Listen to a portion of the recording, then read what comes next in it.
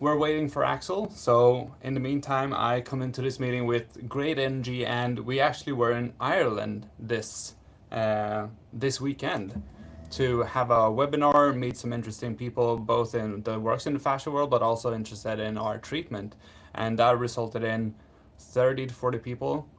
Uh, Actually went to our webinar that we had in Gorey in Ireland, at and then we also had treatment all of Saturday. And with that, I feel like I'm coming into this week with new energy, new sort of hope, and also a little bit more understanding in what sort of how this can be for someone like yourself, just listening in, showing that sort of interest. And that is sort of the start to everything. But with that, I welcome Axel. Hi, Axel. Hi, Ivar. Just to Hi. let you know, you're using the wrong microphone. All right, So then you I'm going to can switch the microphone. just to make the sound a little bit better. Sorry for being sorry for being a bit late. We had to get some lunch before we started. It's been a hectic weekend and a hectic start of the day, but we're full of inspiration and hope. You talked about Ireland. That was an Yes. interesting trip. I was perplexed or fascinated at how well received the message of the living body was. Like it feels like more and more people are opening up to that there is another way to view this, another way to understand the body, and what it actually means to do that. Because it's a message of empowerment. You can actually learn to understand your own body. It's actually quite simple to understand it once you stop looking at stop going to experts to learn to understand your own body. Like it's much more about understanding it yourself and actually being in your body. We talked a lot about what it actually means to breathe, to listen to your body, to try to sense every movement that you're doing, to be present in a moment, to actually be there and be alive. And that's interesting with the treatments we did as well, because it's we did 6 treatments each. Was it 7 treatments each? A lot of treatments in 2 7. days. 7. And just to go through that,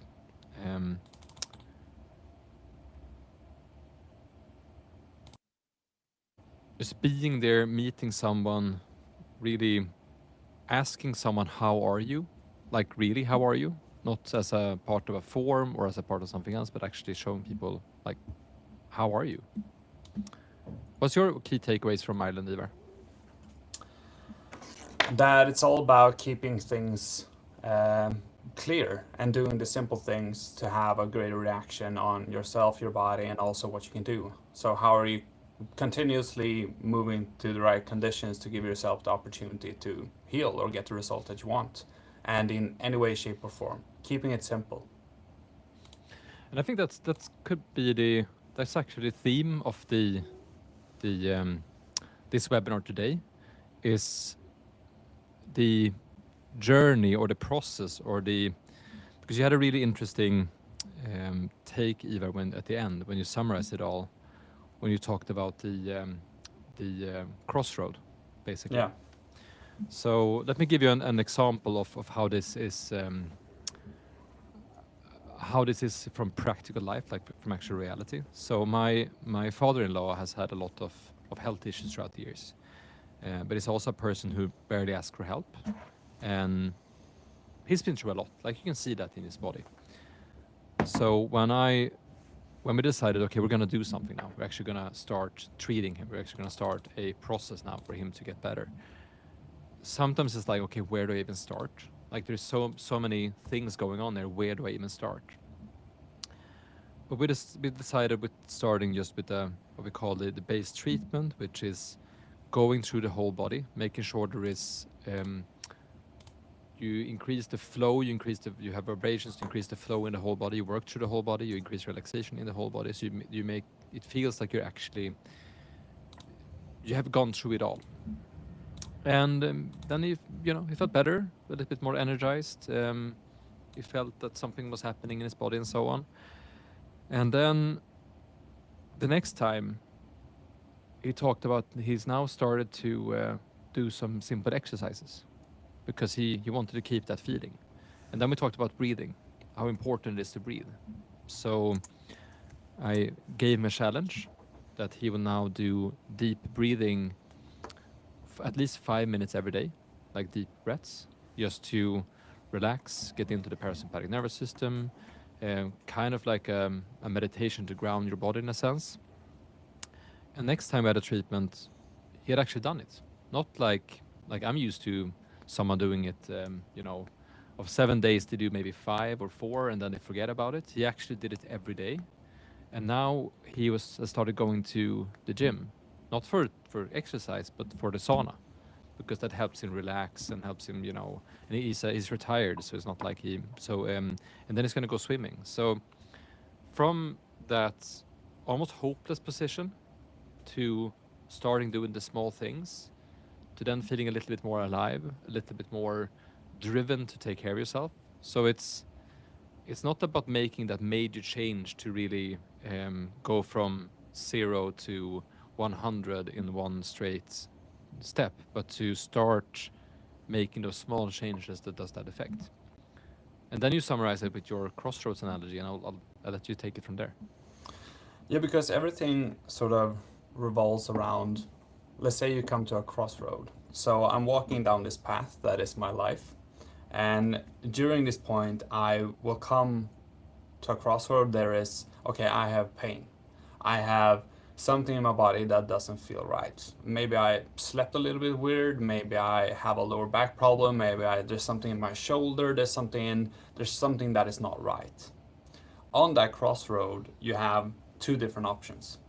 You can turn right, that is, seek help from a professional that works with this, that can help you with this, and sort of take you along that journey on becoming a better version of yourself when it comes to your body and your ailment, and also wanting to reach sort of the full potential of what you can be. Or you take the left side, that is just, well, keep going. The thing with the left side is that it's almost like it's making a loop. So you're gonna come to that crosswalk again, either with another ailment or another pain or another discomfort, or the same discomfort but in more increasing way. The thing that is sort of standing there as sort of a guide on that crosswalk or crossroad is your therapist, or maybe yourself, to sort of, okay, I've done this now, I've done this mistake, should I make something different? Should I make something else? What can this be? For a therapist point of view, it's all about inspiration. It's all about clarification. It's all about how do I talk about what I'm doing, what I'm offering, how that can sort of help this person in front of me. And it's not, oh, I'm doing this and this and this and this is the result. That's not inspiring. It's all about, okay, what can you do? What can you become? How can you do that? How am I sort of helping you all along the way? The thing that I realized in my 29 years of living on this earth, and with the different ailments and everything and pain and whatnots that I've discovered, is that I can only do 60 to 70% myself. The rest 30, 40, I need help. I need help from others. I need inspiration. I need someone to talk to. I need something to do. I need something along that line, because I can't have all the answers. Then I'm naive. Then it's like, okay, how do I sort of open up? How do I sort of ask for help? And you know what the biggest thing is in this sort of industry? There's a lot of people that are in this to help, and they're very, very glad to offer it. And then it's just about finding that person, finding that inspiration, having that talk, and making something useful out of it. And because then you're changing a path that you have been walking down, that came to that exact same crossroad all over and over and over again. So it's all about how can I fine tune, make small adjustment, make a little bit more of different habits from what I've done that led me to this crosswalk all over. Because I talk to many people that is like, oh, I have back pain, but now it's good. Well, in 2 weeks, oh, now it's back again. And then 6 months later, oh, now it's back again. And it's like, you're not doing any change. And at some point, that is going to reach you to a hernia or um, increasing lower back pain or something else.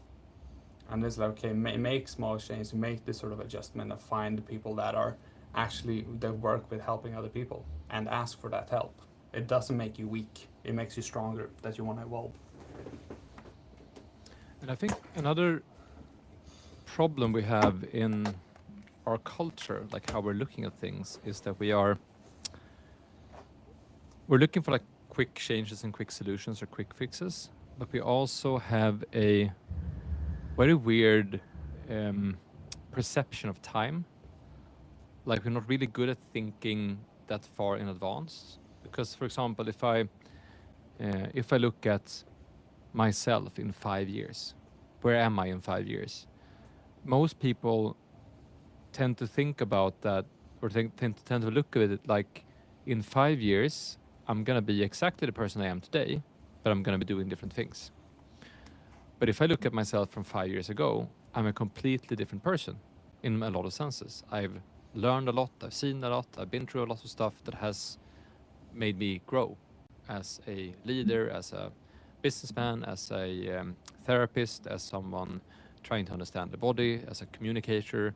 Things have happened in the last 5 years that I'm not only in a different place, have doing different things, have managed different hurdles. I'm also a more skilled, experienced person than I was 5 years ago. So in 5 years, I can both do completely different things, but I can also be a completely different person if that is the direction I'm taking. And what we have learned is one of the secrets why we have made so many things in not only the last 5 years, but also the last 15 years, is that we've always had a very clear direction. We're going in this direction. So 10 years ago, for example, we realized that the researchers were not very good at explaining fascia to ordinary people. They couldn't explain what they were doing. So we said, we're going to be the best in the world to explain fascia. And then we started on that journey. And that was a long journey and a hard journey. And we had to meet a lot of people. We had to build a research database. We had to have 200 hours of discussions about not only fascia research and how it connects to all other parts of the body, but also why do we as a society have such a hard time understanding whole and not parts? Why do we separate inner and outer? Why are we so separated from nature? So all these type of discussions as well.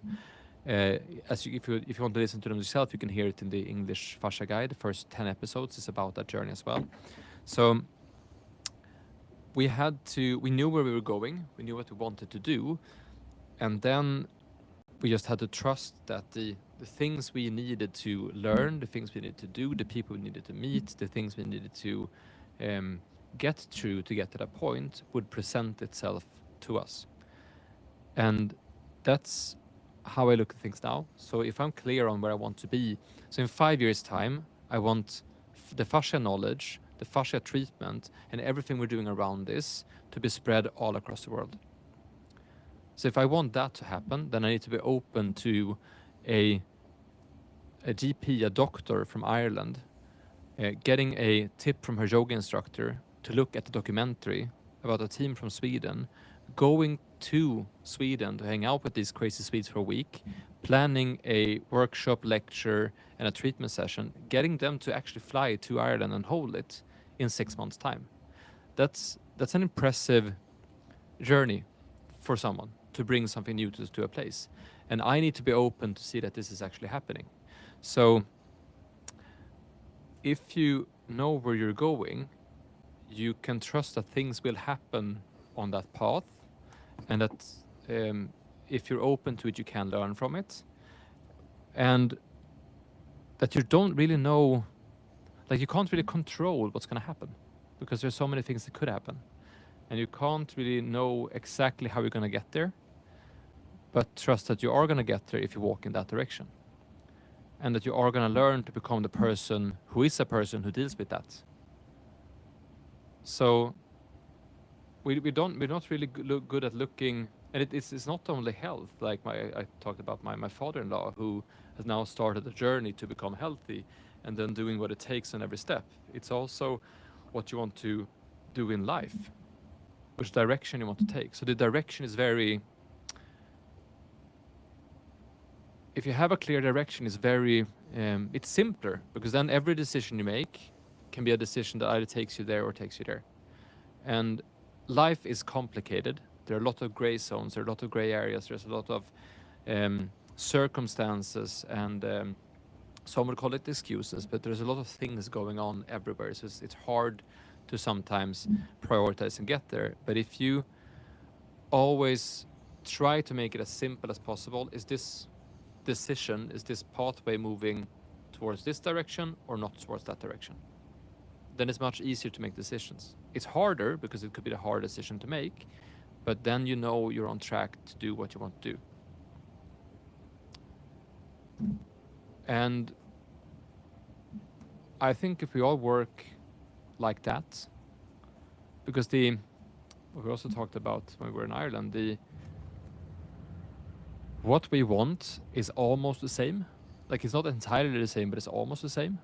Like, we all want people to feel better, to be empowered in themselves and their bodies, to take better care of themselves, to understand what it means to be healthy and to help others to be healthy, to live as long, happy lives as possible, to feel purpose, to feel fulfilled, and to connect with others and nature and the wholeness of what the living planet actually is. We want to share the living body. And my end goal, or my clear vision, might not be the same as Jean-Charles Guillotot, for example, or Jara Pollack or Lil Tees. We might not have the same end vision, but we have the same direction. We're moving in the same, towards the same, not the same goal, but the same, we're walking the same direction. And then we can walk together for a while, because it's much more fun to do this together with others than to do it yourself.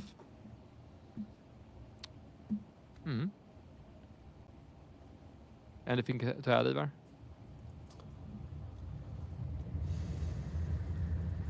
No, just actually one thing, because it was one thing that sort of hit me in another way when we were in Ireland this weekend, and that was, everyone wants to understand, or as Hans says, it's almost like a human right to understand how your body works and how your body feels. And from 16 years of experience working with this, so if you are the kind of person that sort of wants to develop, wants to evolve, wants to sort of have control of your body, know what's happening, give yourself the right conditions to get the opportunity to get the results that you want, and everything is sort of paint up your goal, your 5-year goal anyway, or that is just okay. We've been doing that, but the thing is, the easiest way that we have sort of seen that is through treatment, and to treatment with the machine. And then it's just a matter of, okay, how do I become good at what I do, or how do I sort of learn more about it? But that is sort of the constant development that is on the way, that is sort of leading you to that sort of crossroad, what steps you're willing to take and everything around that. And the thing is that we have 16 years of experience in this field. We know as well as you do what you need to do and how you need to sort of achieve that. The thing is, am I doing it on my own, or do I want help, guidance, and sort of inspiration towards that? And that is sort of the main thing. And if you want to be part of this, if you want to join this, you want to start to explore what this could be for you, you can scan one of these QR codes. So the one to the left is the Fascia Vibes community, the platform we're building to organize the movement, to get people together, to start sharing ideas. And we have filled it with lectures, we have filled it with live recordings of webinars, we have built a knowledge base on how to understand the body in a simple way. And this is for anyone who wants to be part of doing this, building this, wants to work with this. And if you just want to know, okay, what is this? Scan the one to the right, the QR code. It takes you directly to the Fascia Guide English podcast. start listening to those episodes and think about what does this actually mean for me? What does it mean to understand what flow is, for example? How does this change the way we can view at the body, how pain arises, how to take care of ourselves? So join the movement, be part of this by scanning one of these codes, and I hope to see you next week. Bye. And you send it on a more relaxed note. Have a great weekend. It's don't forget to have fun, to Or laugh, weekend. to A great a week. week. I said week. Have a great week. Don't forget to have fun. Do something that inspires you, that makes you feel alive, because the more alive you are, the more healthy you become. So make a promise to yourself to be a little bit more alive this week. I would, at least.